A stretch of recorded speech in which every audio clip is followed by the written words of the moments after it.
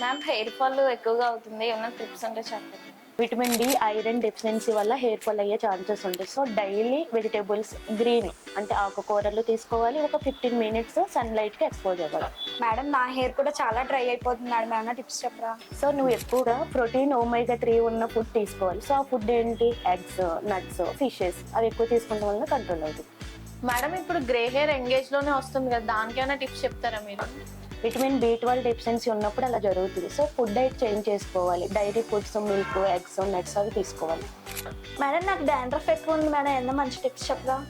Poor blood circulation వలన, zinc లోపం వలన అలా జరుగుతుంది. సో డైలీ 3 లీటర్స్ వాటర్ తాగాలి. నువ్వు తీసుకునే ఫుడ్లో పంకిన్ సీడ్స్ ఉండేలాగా నువ్వు ప్లాన్ చేసుకో. మేడం నా హెయిర్ చాలా తిన్నగా అయిపోతుంది, దానికి కూడా టిప్స్.